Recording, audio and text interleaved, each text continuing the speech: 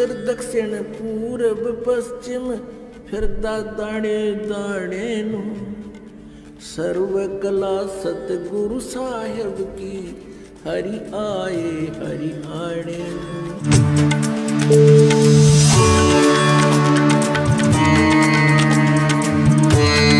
परमात्मा ने जो भक्ति करनी है तो भगत की तरफ रहना पड़ेगा, बुराइयों से भी बचना होगा और एक बहुत ही साधु भाव में रहना पड़ेगा, किसी की आत्मा नहीं दुखावे। ठीक है, आपको धीरे धीरे सेट होने में टाइम लगेगा, जैसा भी जिसका व्यवसाय है अब वर्तमान में उसमें एक साधुता लाओ। जैसे कोई मजदूर है, सेवा कर रहा है किसी के और भगत हो गया तो वो तन मन धन से सेवा करे उस मालिक के उसमें, क्योंकि वहां से उसने रोटी मिल रही है।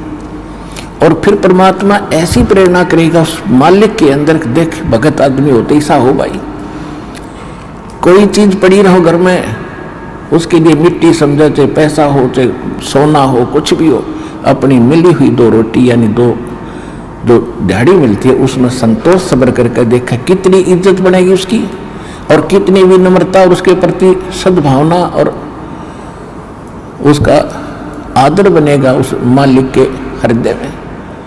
इसी प्रकार अगर आप मालिक हैं भगत हैं, आपके यहाँ कोई सेवादार सेवा करता है, उनको अपने बच्चों की तरह समझे, उनको भगवान के बच्चे समझे।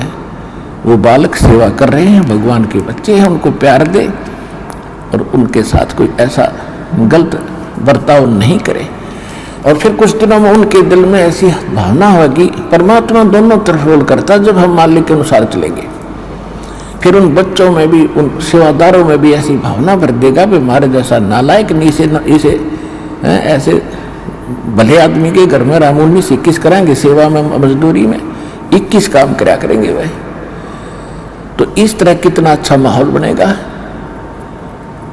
और हम जैसे मालिक तो समझता है कि न पैसे दो 100 रुपये और काम खींचूं 1000 का, और मजदूर क्या समझते हैं रुपये लेवा 500 और काम करा 100 रुपया का। दोनों की नीयत खराब और दोनों दुखी, कर्म भी बिगड़े, टेंशन बनी रहे। तो इस प्रकार हमने अपने इस अंतःकरण के अंदर एक साधु भाव लाना पड़ेगा और तब हम देखना आपका वातावरण कैसे बदलने लगेगा, कैसे बदलने लगेगा पूछो मत।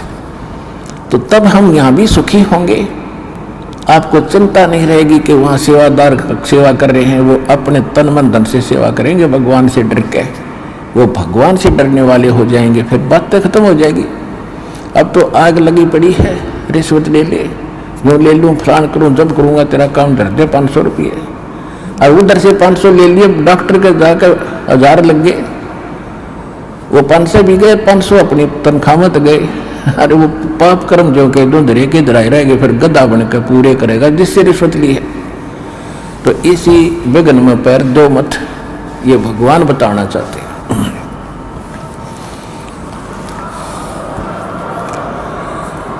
और जब आपको ये ज्ञान होगा ना, जहर दिखाई देगा आपको, और जब आप नेक नीति से चलोगे तो पूछो मत। अब दास बहुत देखता है, एक छोटा सा बच्चा ने बोला जी 55 रुपये पाए मैंने पड़े, वो घर पे ले आया, घर वाले बोले ना बेटा हमने नीचे धर दे, अपना दान पात्र में डाल दिए, इस विषय हम नहीं खाएंगे।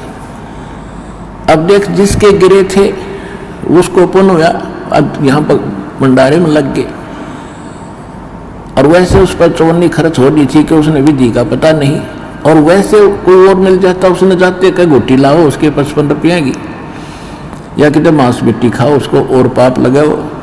तो इस प्रकार हमारी नीत साबित होगी, भगवान खुश होगा, और जब भगवान खुश होगा तो फिर कमी नहीं रहेगी। हमने परमात्मा को प्रसन्न करना है, और परमात्मा प्रसन्न होगा तो फिर कमी किस चीज की,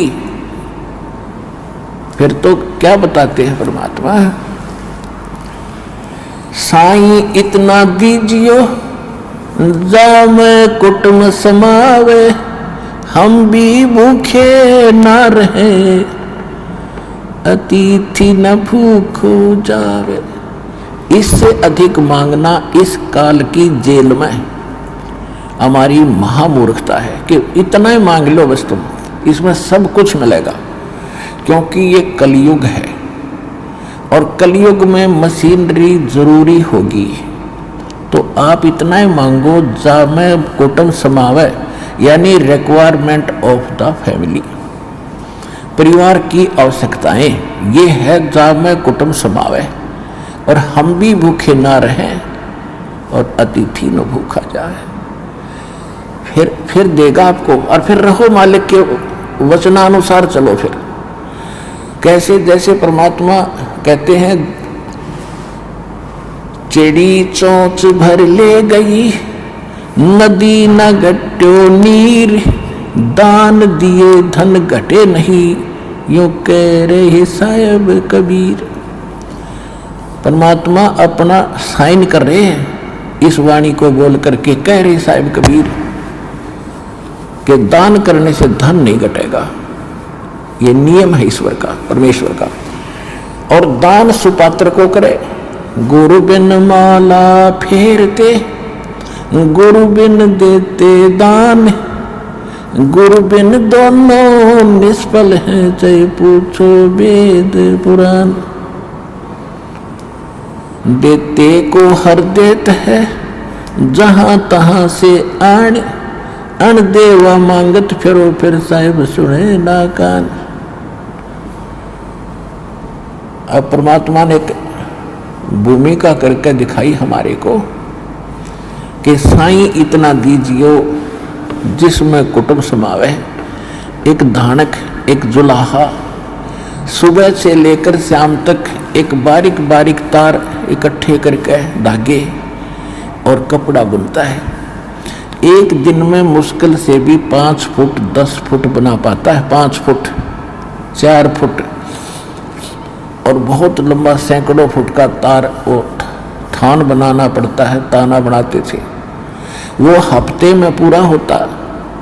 उसकी जो मेहनताना मालिक को मिलता, उसमें से अपने परिवार के लिए जो आवश्यक सामग्री थी, खाद्य पदार्थ लाते और शेष बच जाते, उसको सत्संग और भंडारा में लगाया करते थे।